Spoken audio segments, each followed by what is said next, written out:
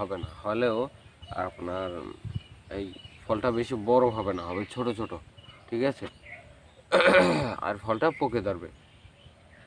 আর যদি এটা আপনি ছোট 1 হাত পরিমাণ একটু জাল দিয়ে এরকম ঝাঁকা দিয়ে দেন, হ্যাঁ, তখন কিন্তু দেখা যায় যে ফলটা আপনার ঝুলবে, ঠিক আছে। এই ঝাঁকা থেকে নিচে ঝুলবে, যেরকমের কদু যদি ঝোলে, ঠিক আছে, মানে যখন ঝাঁকা থেকে এই যে লাউ যেটাকে বলে ওটা যদি ঝোলে, ওটা কিন্তু অনেক বড় হয়, কারণ ওটা ওর ভারের কারণে ও দ্রুত বড় হয়, হ্যাঁ। আর যদি ও একটা সমতল জায়গায় পরে ঝাঁকার উপরে যদি হয় এরকম সমতলভাবে, তখন কিন্তু ওটা একটা বেশি বড় হয় না, ঠিক আছে। ঠিক তেমনই এরকমের টমেটোটা যদি আপনার মাটির উপরে দেন, বড় হবে মোটামুটি, কিন্তু অতটা বড় হবে না, হ্যাঁ, গোল হবে। আর যদি ঢাকার উপরে দেন, ও কিন্তু ঝুলবে যখন, ওর ভারেও বড় বড় হবে, হ্যাঁ। আর সেটা কিন্তু দেখতেও সুন্দর লাগে, ঠিক আছে। তো টমেটো গাছগুলো দেখতেও খুব সুন্দর লাগে, কারণ এগুলো দেখাই যাচ্ছে কত সুন্দরভাবে সারিবদ্ধ এভাবে লাগানো হয়েছে।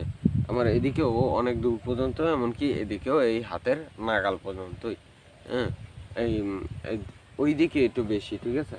তো গাছগুলো কিন্তু ছোট ছোট এনে লাগানো হয়েছে, কিভাবে, মানে এতটুক চারা এনে লাগানো হয়েছে, ঠিক আছে।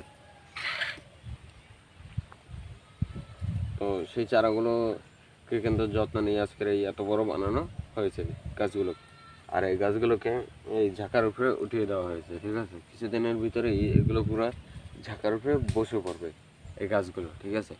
এই গাছগুলো যখন ঝাঁকার উপরে উঠবে, তখন কিন্তু ফলন ভালো দেবে, এমনকি ফলগুলো বড় বড় হবে, পোকে ধরবে না, হ্যাঁ, খাওয়ার উপযোগী হবে। তো টমেটো গাছ কিন্তু টমেটো ফলন দেয় বেশি, হ্যাঁ, মানে ফলন হয় বেশি। একটা টমেটো গাছ থেকে দেখা যাচ্ছে 30টা 40টা 50টাও টমেটো বের হয়, যদি সেটার যত্ন নেওয়া হয়। তো টমেটো গাছের যত্ন বলতে হচ্ছে গিয়ে আপনার যখন লাগাবেন তখন কিন্তু পানি দিতে হবে, 2 দিন পর পরই টমেটো গাছটা পানি দিতে হবে, ঠিক আছে। ও যদি সঠিক পরিমাণে যদি পানি না পায়, তখন কিন্তু আরও বেশি ফলন দেবে না, ঠিক আছে।